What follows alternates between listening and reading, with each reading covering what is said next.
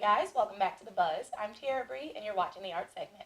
Today I am with Alexandra and Bill Cook of the Art Couture Fashion Show. How are you both doing? Very well, thank you. Wonderful. And thank you for joining us. So tell me a little bit about this fashion show. I know it's not like your ordinary show. That's right.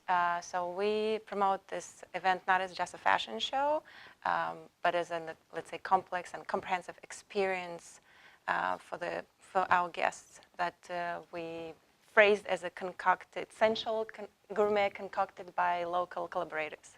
That's amazing. And I know you said you appeal to all five senses with this show. That's correct. How does that work?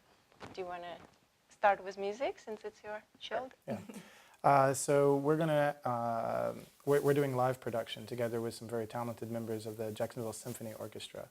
We're having pieces that are both written as well as being performed live with myself as a DJ, together with string musicians, pianist, and vocalist. That sounds amazing. So that's going to appeal to their senses of hearing. So what else do we have? Sight? We have sight, of course. The fashions will be addressing your sense of sight and also texture. After the show itself, since the event will be going on, we'll let the models walk, mix and mingle with the guests, where guests will actually have an opportunity to experience face-to-face the designs that they just saw on the runway. And actually experience those fabrics. That's exactly, amazing. Yes. And then, so what else? We have taste. We have taste. Want to touch the mixologist part? Sure, yeah.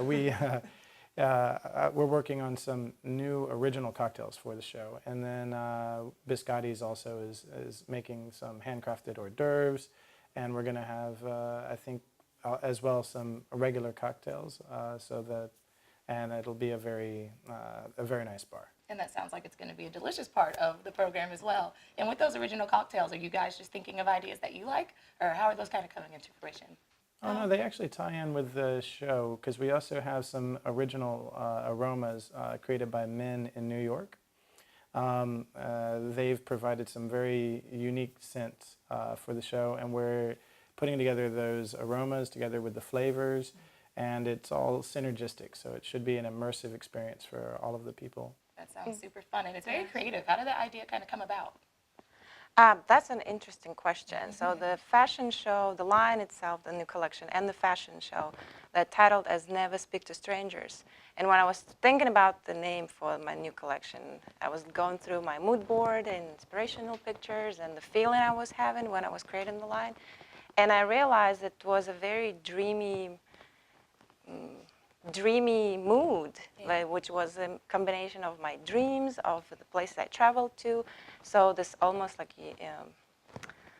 borderline, I don't know, reality/dream world. And I was thinking that it would be nice to create something very untangible as in sensual, and hence the idea of a sensual experience, immersive experience, something that is, you almost can put in words, but it's hard to define, something you feel, but yeah, something you go with your irrational, that's, I guess the idea behind. And with the dreamy aspect, I know with dreams, sometimes you can't remember everything. With this fashion show, it sounds like you'll remember everything because you're appealing to all five of those senses. So I think that's an amazing idea. And you said you've been to some awesome places. What are some of the places you've traveled to kind of learn fashion design? Oh, well, I studied fashion in Berlin, Germany. I went to a small fashion Art Institute for Fashion. And then places that inspired me the most for this particular collection were actually some very old convents in Portugal and Egyptian deserts. That sounds like it's going to be a unique It's a lot show. of texture there, yes. My wife has been maintaining a record of going to as many countries as she has years of age. That's awesome. Now they're going to ask me how old. No, I won't because I know not to ask the lady, but that is amazing. That's definitely a goal to look to. If people do want tickets or information, where can they find you? About the show? So the show is published, I think, on pretty much every available event calendar online. It's also on Arbus magazine. And we also have the Eventbrite post where you can also find information about the tickets and the time and the location. Perfect. And the show is June 3rd? June 3rd, Saturday from 7 p.m. to 10:30. Perfect. One other aspect that's somewhat unique about this show is that there are almost as many people creating this show as attendees who will be able to see it. There's only 75 people because we want everybody to basically have a front row seat. So it's 2 stories, and everybody's going to be able to see everything very clearly. And we wanted to, I think, have a very high standard for this particular show. So there's only 75 total tickets available, but they're available on Eventbrite. Tickets will not be available at the door.